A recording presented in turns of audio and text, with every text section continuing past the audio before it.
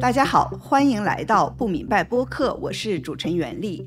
林培瑞1963年在哈佛大学读本科时就开始学习中文，曾在普林斯顿大学和加州大学河滨分校教授中国文学和中文，今年才光荣退休。1972年在乒乓外交中，中国大陆乒乓球代表团访美时，林培瑞担任中文翻译。1年后，他到中国大陆访问了1个月。1970年代末，林培瑞重返中国，并开始关注和研究中国当代文学。1989年6·4前后，林培瑞担任美国科学院中国大陆办事处主任。6月5日，他把被定性为6·4黑手、曾任中国科学技术大学副校长的方励之及夫人带入美国大使馆。林培瑞也是天安门文件的天安门 Papers 英文版的编辑之一。有些听众应该听过林老师8月份在不明白节上分享他几十年来教中国学生的感受，以及他为什么认为习近平不可能把中国带回毛泽东时代。今天这期呢，是我在阅读林老师即将出版的新书《The Anaconda in the Chandelier》吊灯里的蟒蛇时，看到其中收录的几篇文章，强烈感觉应该让林老师来讲一讲。他1973年去中国时，作为一名左翼青年，心中充满着对新中国的憧憬，但在旅途的过程中，他基于自己的良知，看穿了中共的一些谎言。我想这种诚实向善的品质，以及无论环境如何改变，都能坚持个人基本道德标准的处世哲学，在当下这个充满不确定的时代尤其值得学习。林老师您好。好，很高兴跟您见面。谢谢您。您能不能先讲一下您在哈佛的时候为什么选择学中文？我本来很喜欢语言，我在中学的时候学法语，也得了奖。可是上大学想念一个跟英文或者跟那 Indo-European 系统不同的语言，我就选了个中文。我本来没有想到我会到中国研究这个领域里头来。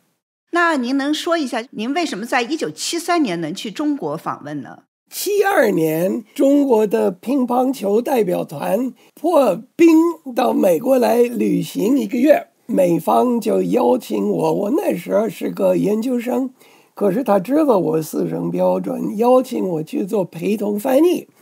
我做了1个月，然后第2年73年，我在香港做博士论文研究的时候，写了封信到北京说，我们做过翻译的人也很想拜访贵国，很想到中国去看看能不能。居然来了一封信说可以。我们大概是做过翻译的8个美国人73年的5月到中国去，从香港到广州，然后是到上海、苏州、杭州、西安、延安、北京、唐山这么个旅行1个月，真的是很不容易啊。是不容易，我们很兴奋，因为一直不能到中国去，这第一次机会，我们非常兴奋。您去中国之前，作为一个左翼青年，您心目中的中国是个什么样子的呢？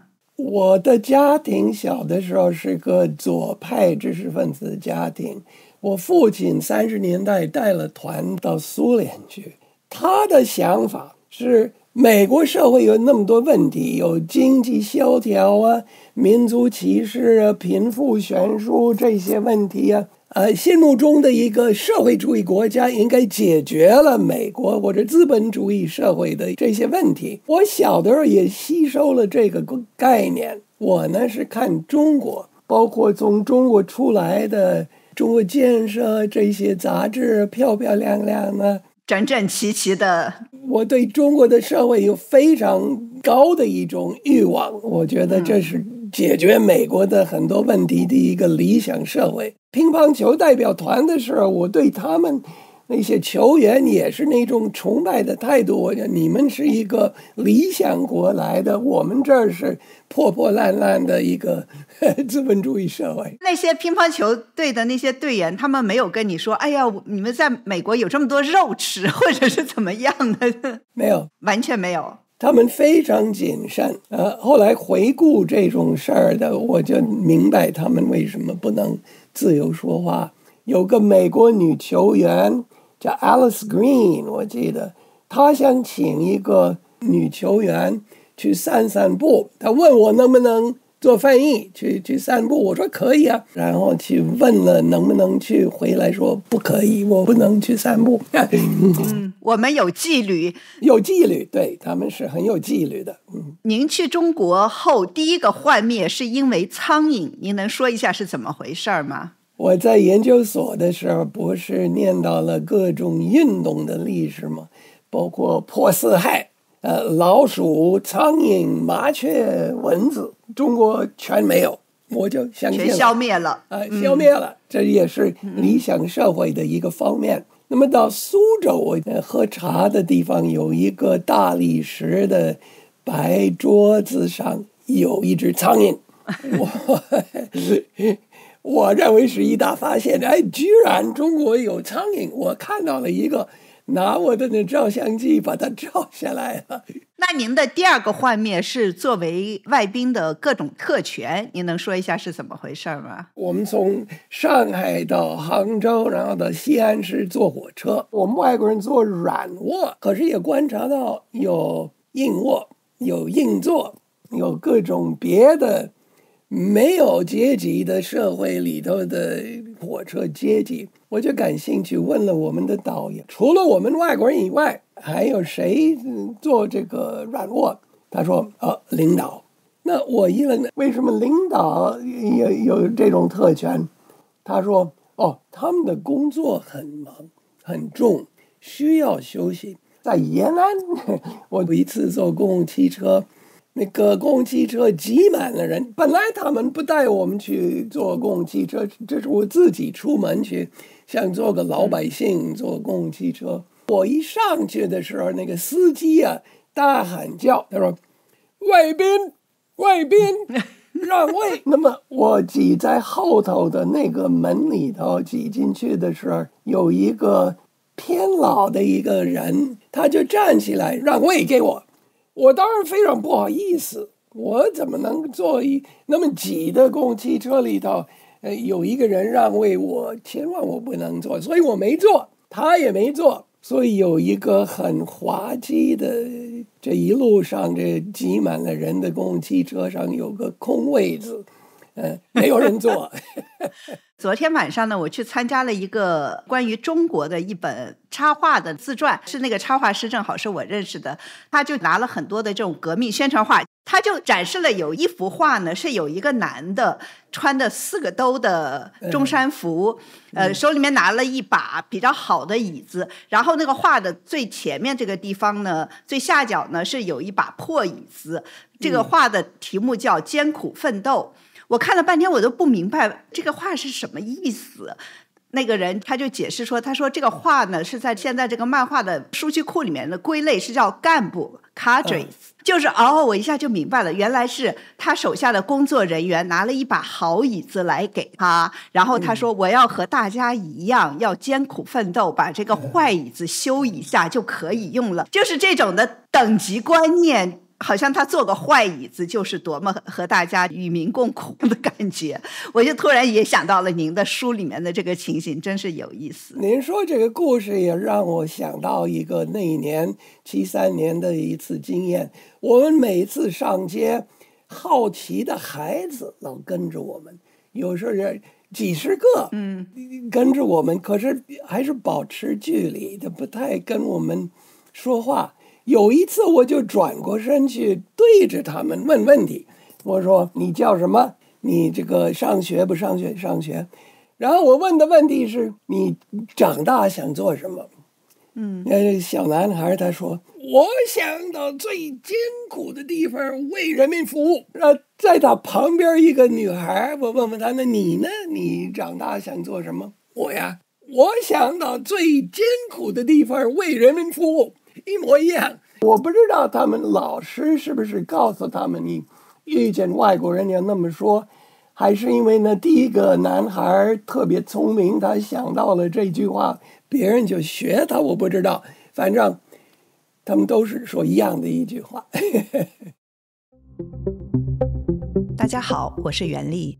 你们刚刚听到的精彩对话背后有几十个小时的精心准备和制作，这需要阅读大量资料，花时间与采访对象沟通，只有这样才能问出好的问题，才可能进行有深度的对话。不明白播客会继续致力于制作高品质的新闻内容，让中国人听到深刻的思考、真实的情感，在这个灰暗不确定的年代听到彼此心中的一点坚持。请大家继续支持不明白播客，让我们把这个事业长期的进行下去。欢迎听众朋友们到我们本期的内容简介里点击捐赠链接，或者访问我们的网站不明白.net 的捐赠页面。您那篇文章里面写的第三个幻灭吧，第三个故事可以说是因为中共对于这个劳动阶级的鄙视，也许您能说一下您在唐山煤矿的这个经历。我们最后一站是到唐山去，也下了煤矿，这是大地震，大概3年前，坐电梯下得很深，然后下边有小火车，有铁路，钻来钻去。我第一次注意的是它的那路边的汉字是繁体字，比如按喇叭，那名字也是繁体字，我很感兴趣，没有简体字。可是整个的环境是相当黑的，也相当脏的。我刚才说我们第一次到中国去，没有看到比较脏的地方，但这地方是比较脏，空气也不好。然后我们上来的时候，因为路面上的牌子毛主席语录，红本牌，白字金边，漂漂亮亮的。我问了我们的导游，那为什么毛主席的语录不在下面吗？他就太脏了。我理想主义的年轻社会主义者，我就一愣，怎么工人劳动的环境能够脏没关系，但是工人的伟大领袖的招牌的环境能脏吗？不行，不能脏。这对我来说是个思想打击吧。对，就是他们不配，是吧？就这么脏的地方不配放毛主席语录，不配，毛主席语录不在那儿。还有就是您给母亲买的礼物，你们的导游显然对于一个美国资产阶级妇女的品味有着自己的想象，是吧？对，我母亲是美国中部 Nebraska 州长大的一个德国移民的家里头做农民出身的，她是个土生土长、土气很浓的一个人。他喜欢各种植物、各种动物。他一辈子教小学，而且他专门教的是那个低能儿童的班，能够同情低能儿童。他是那么个非常朴素、非常佩服农民和所谓劳动阶级的一个人。我父亲是意识形态比较强，左派思想比较强，跟我母亲相配的是，他也认为我们应该尊重劳动人民，他非常有这种态度。所以我们那时候是在杭州，我记得去旅行的时候，路边有一个小店里头卖东西，不是给外国人的一个店，是个给中国老百姓的一个店。然后有那种扫帚，一般洗地甚至洗厕所的那种深黄色的扫帚。我一看，我说我母亲她绝对会很喜欢这东西。您书里面说是高粱做的是吗？还是高粱做的？非常好，所以我买了一把上面包车。回到旅店的时候，我们的导游坐我旁边，还没出发的时候，他问我你为什么买这个？我跟他解释我母亲的心态是怎么回事。他说可是你不知道我们有景泰蓝呢、雕漆呀、丝绸啊，你母亲不喜欢那些吗？我母亲大概会喜欢那些，可是更喜欢这个。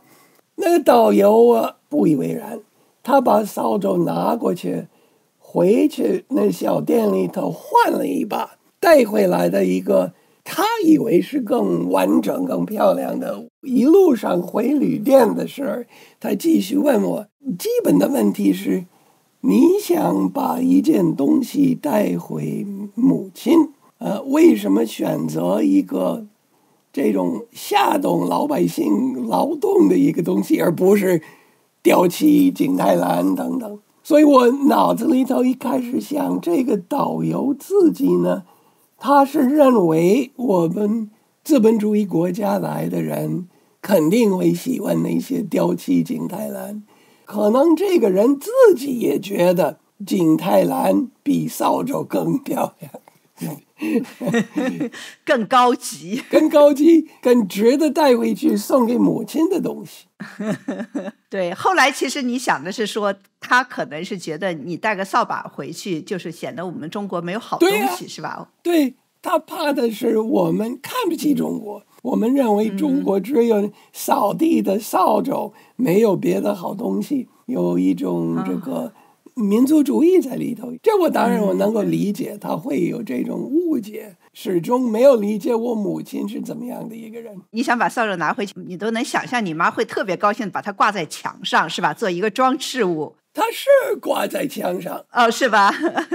我们住的那个房子里头的有一面墙是砖头的，他把它挂到那个砖头的墙上，让存着，他很喜欢。那你在那次旅行中尝试和中国老百姓交谈，你前面说了一下和小孩说话，但是你也尝试和一些成年人说话，他们当时的反应是什么样子的呢？跟小孩见面问问题说话不是很容易的，对大人更不容易，大人保持的距离更远。我记得有一次我们已经上了我们的面包车，有一些人挤在外头，隔着一层玻璃，他胆子更大一点，他能够近一点。有好几个人在眼看着我，我就盯着一个男的，大概年纪跟我差不多，盯着他的眼睛问他，你好吗？你做什么？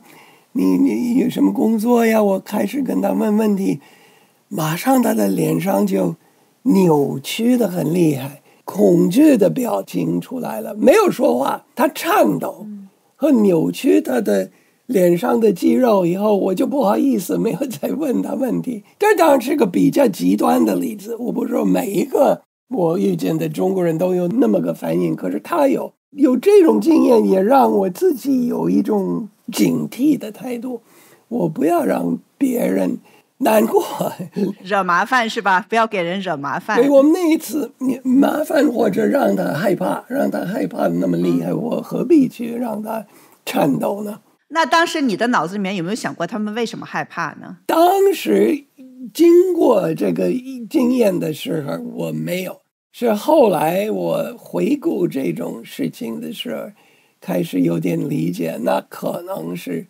他也挨过批斗啊，或者有海外关系啦，或者我不知道为什么，可是没有跟他说两句话，他就开始颤抖。就像前些年中国人很流行去朝鲜嘛，都也是有这种向导要跟着，哪怕你是个旅行团，就是和当地人说话是他们都很害怕的。对，所以我当时读的那个书的时候就想到，中国其实以前就是这样子。小孩跟着我们有一个最有趣的一个例子，我们在北京的动物园外面的走道上走过去，有一些小孩已经买了票进动物园，看见我们就出来了。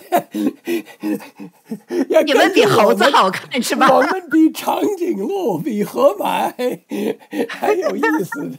对，那时候就是外国人很少见很少见。我们那一年在广州已经有几个外国人，所以我们出门的时候不一定很多小孩跟着我们，但是所有别的城市包括上海、北京这些大城，一出门就有人跟着。您在文章中就是写到说，从1973年到您文章发表的2011年，您学到了很多，也意识到了60年代时深信毛泽东声称的社会主义有多错误。您发现您的一些左派朋友不愿意承认自己的错误，觉得丢人。您能先说一下，就说您在那次旅程的过程中就已经意识到中国的这个社会主义其实和你想象的很不一样，就你已经开始有一些幻灭嘛。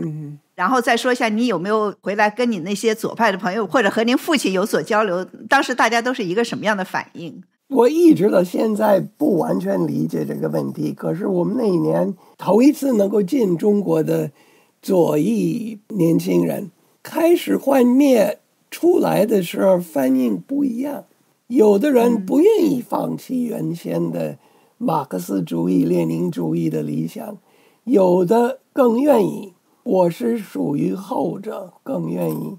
别的那些不愿意放弃的，我觉得一部分是他们真的很深的信仰列宁主义，研究过 Trotsky、Stalin， 他们都非常相信这一套。我不是那么深的读过马列的经书，可是另外一个缘故是有一种丢脸的感觉。他们要是承认我判断错了，我以为是世界上的天堂，后来发现不是，我不愿意承认我被骗。我的反应从一开始不是这样，我觉得我是受骗，可是受骗跟丢脸不一样。应该丢脸是让人受骗的那个人，而不是受过骗的那个人。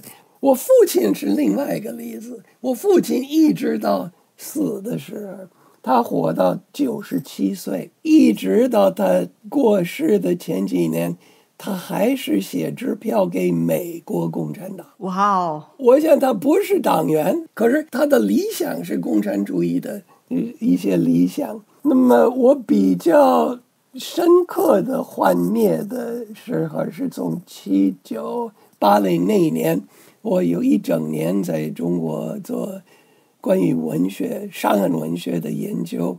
在中山大学是吧？主要是在中山大学，可是北京也度过一个夏天。我回来的时候，回国跟父亲说：“哎，爸，当然我不是那么直接的说，我们的天堂并不是天堂的，实际的社会跟我们的理想是不同的。”他一听就觉得，哎，这儿子走歪了，这。笑死！他比较同情四人帮，我跟他解释伤痕文学骂四人帮，10年浩劫等等，四人帮没错，赫鲁晓夫犯错误，四人帮是对的。后来我想，我唯一的办法可能是让父亲和母亲自己去，所以我跟中山大学的朋友联系，安排他们到中大去7个月。是我去的3年以后，他们去了。我父亲教美国历史，我母亲教英语，在中山大学。他们回来的时候，我当然问他爸爸怎么样，中国好吗？哦，中国好啊。中国为什么好？他说正在清除精神污染。Oh my， 真的？当然他说的是英文。They're getting rid of spiritual pollution, and this is good. 天哪！那这又是个谜对我来说，因为我爸爸的基本的人生观、价值观是不错的，他也同情穷人，他愿意说真话，这些我自己已经掌握了的基本道德价值跟他没有区别。可是他为什么去了7个月回来还是看不穿呢？我觉得跟语言很有关系。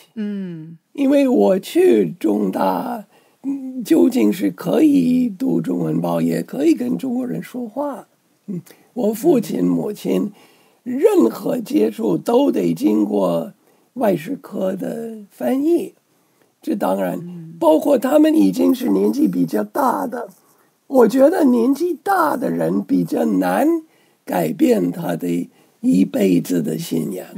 我那时候是30来岁，我父亲是60多岁。但你们没有吵过架吗？没有吵过架，可是敬而远之。那到了89的时候，你父亲他是一个什么想法呢？89年的时候，他知道中国发生了什么，然后当时美国的电视报道是铺天盖地，对不对？你有跟他说过吗？谈过吗？没有。这个时候我们已经知道是走了不同的意识形态的路。我有点也不是怕，可是跟我看那个扭曲了脸的那位中国人一样，我何必让他受苦啊？何必要让他承认？所以我也避讳了这个问题，没有直接跟他挑战。我觉得也挺好的，干嘛大家不见得非得要真的是要别人同意你？反正是徒劳，我没办法让他改变。我是写新闻报道的，但我实际上觉得你很难真的去改变一个成年人的看法。一般来说是他愿意改的时候才改。那从1978年到89年64，那个时候可能是中国社会思想最活跃的时期。当时您对这个中国社会主义的看法有没有改变呢？慢慢的一直有改变。我73年以后开始读一些批评中共的书，对我有影响的比较大的是 Simon Leys 的《中国影子》Chinese Shadows。我开始更深的怀疑，可是怀疑最深的一个时候是79年、80年上岸文学的时候，刘宾念对我影响非常大。刘宾念的79年9月的人民文学的刊物上有一篇《人妖之间》，《人妖之间》对我震动很大。然后读了他别的一些报告文学，小说也有。80年一直到88年，我没有长期在中国。88到89有1年在北京工作。那80年代，而且我很多朋友看，中国朋友看，是个越来越开放的一个时候。在我个人不是那么个印象，我从一个最理想的一个概念，慢慢的间接的一步一步的看得更深。所以我80年代虽然中国更开放，我自己是越来越失望。83年的清除精神污染我们刚才提到过，然后87年的反对资产阶级自由化我最佩服的刘宾念先生被开除党籍啊等等，这都是64以前。所以我80年代还是更进入的认识中国社会，而更是一步一步的幻灭。我的幻灭不是一下子的。比我稍微大一点，差不多大10岁左右的，就是很多的中国自由派知识分子，还有我来美国这边也遇到一些80年代在中国的美国人，他们都把80年代就是非常的，就是我刚才说的，就是中国的思想最自由的是最活跃的最黄金时代这样子的。实际上我就老在想，我就觉得那个时候其实可能就是北京的一小部分人，他们有一些的自由。那时候中国社会的大多数人，他们享有的自由肯定是后来互联网有了以后，中国人有钱可以出国留学了，可以去看世界了。那个时候我比如说2010年就是习近平上台之前有一段时间，那个时候的中国社会的自由度肯定比80年代要大多了。对。我今天听你这么说，我还觉得可能我还是对的。再问您一个问题，那您现在还是觉得社会主义对您来说是一个什么样子的一个概念呢？理论的社会主义谁能够反对呢？当然理论是很美的，我的幻灭是发现实际的社会跟那理想的距离越来越大。从73年一直到89，应该89我就到了最彻底的幻灭的一个地步。您的书的前言也说了，就是说这个中国共产党它最终的目标就是要掌权，是不是？你就说中国人民是中国共产党的 captives。 对，那我们已经说了，就是89年您对中共的看法彻底的看透他们了。那您一直是把中共和中国人民就是好像分得挺开的，就是哪怕您73年第一次去中国，你就发现普通的中国人民和那些干部们想让你看到的那个中国是其实有一些差距的。这是一个天性的吗？还是有一些这种的思考，或者是有一些什么样子的事情让您这么觉得说要分得开？因为很多人一直到现在他们也不见得能把中国人和中国共产党分开。我最早的对中国研究的兴趣是老百姓的想法。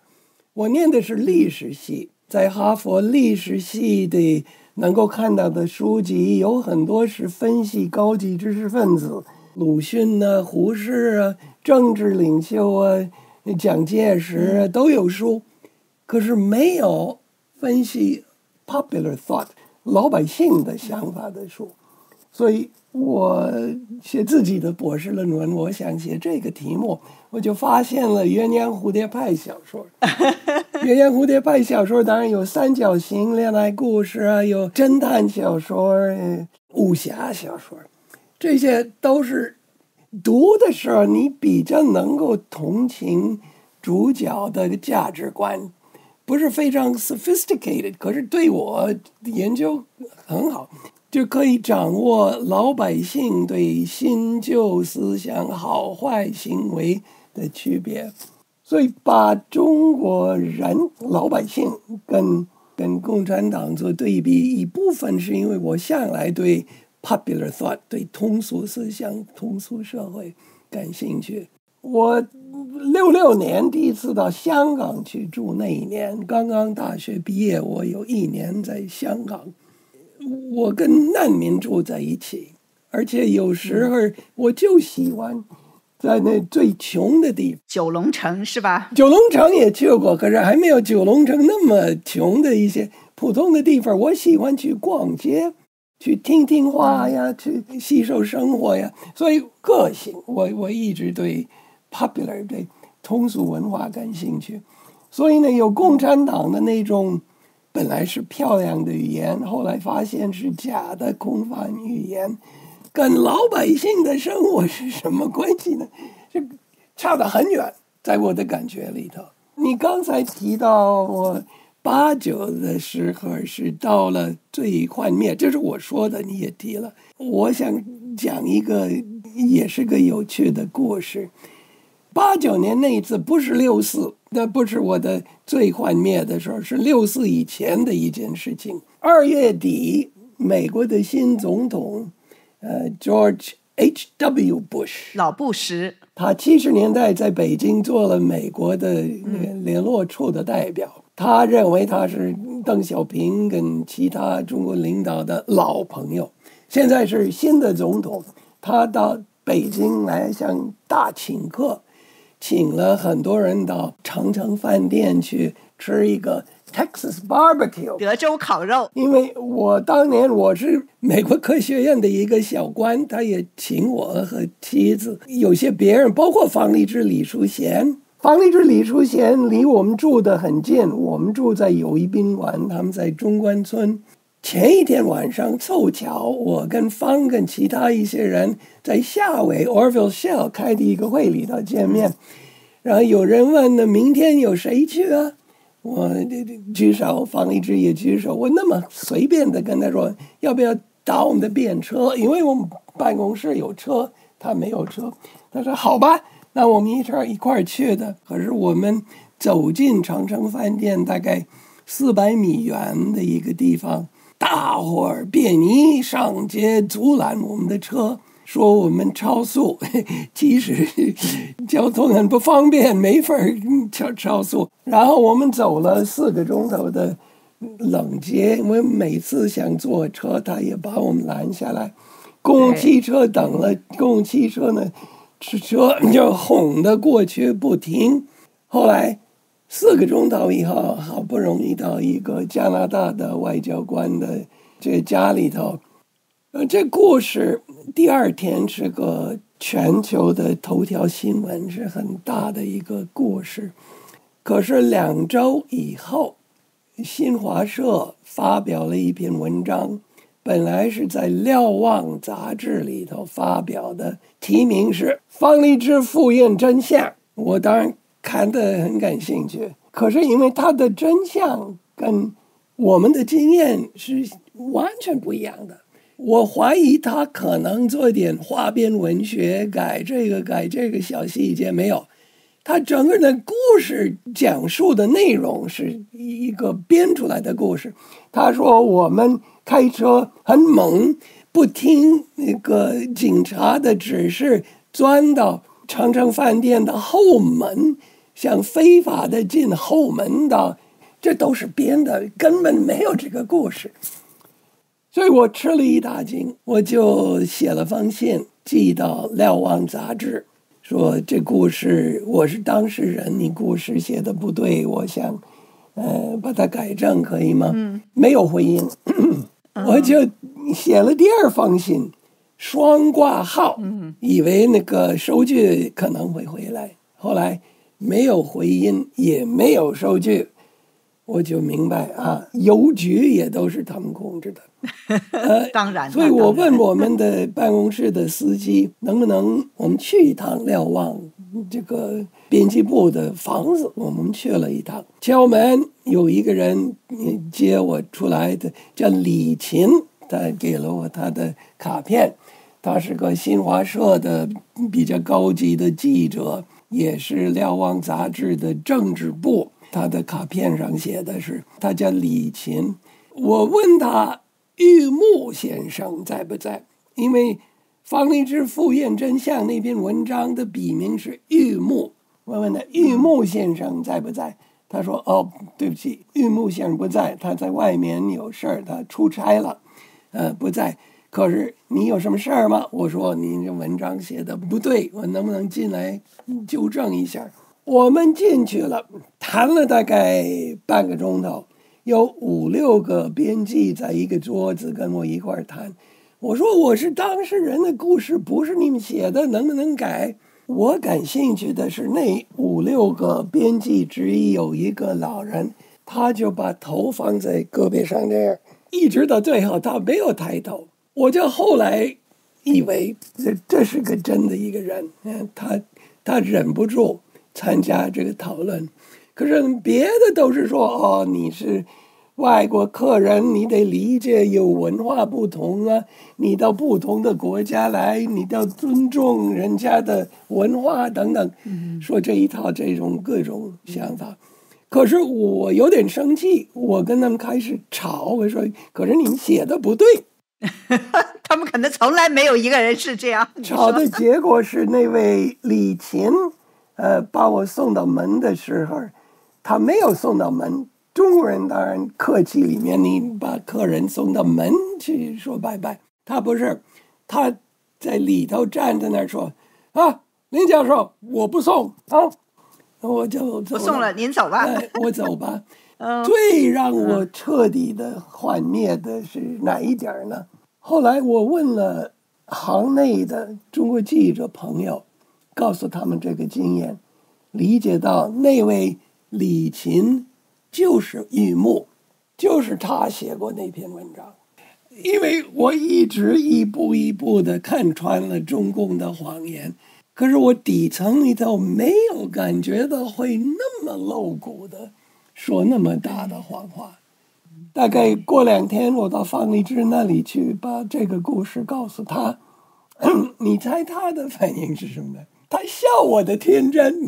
中国人肯定说呀，我就想着他们瞭望编辑部肯定这辈子都没有过人，从来没有过人跑了去跟他们说你写的不对，不真实。他说你见怪的我们见多了。对呀，我们都见怪不怪了。见怪不怪。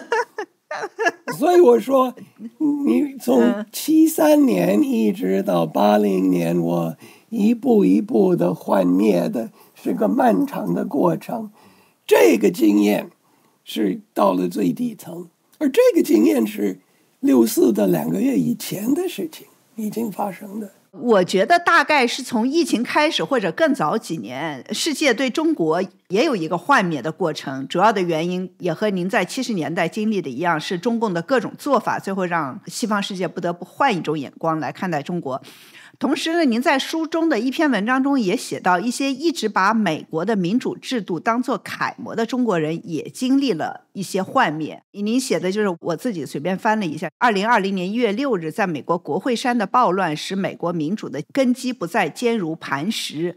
同样呢，精英阶层对政治正确的坚持，让另一些中国人想起了文化大革命那种外在的压力，也就是你必须相信某个观念，如果不相信，就要自我反省，找到原因，然后认错，再加以改正。这样的想法让这些中国人感到不寒而栗。我前几天读这段的时候就特别有感触，因为现在就是刚大选完了嘛，就是这种的左右的分裂是很严重的。我上周在纽时呢也写了一篇专栏，就是谈到美国日益分裂的政治也在分裂，向往自由和民主的中国人。也许您可以分享一下，在这样一个时刻，您自己会怎么想，会怎么做？您在书里面写，你有多半的朋友可能都是中国人，是吧？中国人的自由派知识分子也是确实这些年分裂的比较厉害。您和他们是怎么相处的？或者您怎么来看有这么多的人有这么强的分裂？他们本来把美国看成是楷模，已经是有点过分。我记得我第一年在7980那一年，你在中山大学的时候，常常要跟年轻的学生解释，美国并不是你心目中的理想社会，美国也有问题。到最近美国社会左右分得那么远。我常常觉得我的中国朋友注意美国政治有点过分，我不希望他那么分成挺川反川的两派等等等等。我的感觉是共产党在哪儿？共产党是我们，包括我们同情中国人的外国人，这是我们的目标，我们的任务。把精力花在这个是对的，何必把精力花在闹美国的政治挺川反川这问题上？我一直觉得有点可惜。后来我前几天有一个中国知识分子朋友也跟我提，我们为什么喜欢分反川挺川呢？是因为一直在中国我们不能公开辩论政治问题，怎么投票，是支持习近平还是反对习近平，不能公开的去。所以呢，到了美国，好不容易有机会参加那么个政治讨论，我们就抓这个机会去谈。我这可以理解这个理由，可是我还是觉得，我希望所有的中国反对派的人能够统一去反对，主要的目标是共产党，而不是美国政治。我一直有那么个感觉。而对美国人互相骂，我也有点不以为然。我的不以为然，我觉得也是跟我的中国经验有关的。比如美国的左派骂 Trump 是纳粹，是法西斯；美国的右派卡马拉是斯大林主义的、极左的、极权主义的，我觉得都是过分的，都没有。美国左派有右派，它不是那么近一种可怕的极权主义。比如说那个前几年21年的1月6号那一次 Trump 鼓励他的这个支持者到国会山去闹的时候，我记得我在电视上看这个事情的时候，我当然不以为然，可是我没有感觉那么可怕。而且当天晚上 Mike Pence 和其他的议员呢，那还是回去尽了他的责任。我的脑子里头，这个经验跟64的经验比呢，是完全两个层面的一种问题。所以呢，我说这话不是要夸大我自己本国的政治，但是我觉得美国的民主的制度比包括一些美国人认为的还坚固一些，不是那么脆弱的。上次 Trump 出来的时候，有很多别的社会上的国会啊、媒体啊、法官呢，都能够控制他的极端的那些东西。就是您对美国的制度还是有信心的，我真的是特别同意您前面说的。我们实际上我想说的就是，在我们不明白播客的这些听众们，是吧？还有很多中国人，热爱自由的中国人，不要因为一个美国的政治在这互相之间在那骂来骂去，而且骂得很恶毒的话、很脏的话，一个是很不对，实际上你在消耗彼此。对，我特别喜欢秦晖说共同的底线，就他共同的底线这本书我觉得非常伟大，就是说中国不管是左派还是右派，不管你相信什么，我们共同的底线是要搞清楚中国这个问题在哪里，是吧？实际上中国问题就是共产党嘛，你们要去争一些这个，尤其是为美国政治在这么伤感情，说的那么简直都不能在一个桌子上吃饭。微信群里面简直就吵得一塌糊涂，因为中国政治确实您说的，中国政治在微信群里面没法讨论，大家在微信群里面为美国政治在那吵得一塌糊涂，完全我觉得很没有意义，很可惜，是啊，我真的是非常同意您说的话。那最后呢，我还是想要引述您书里面的一段话。我也觉得写得特别特别的好。您说您写的是上世纪60年代末，我崇拜毛泽东，因为我深切向往和平、自由、正义、真理以及给普通人公平的机会。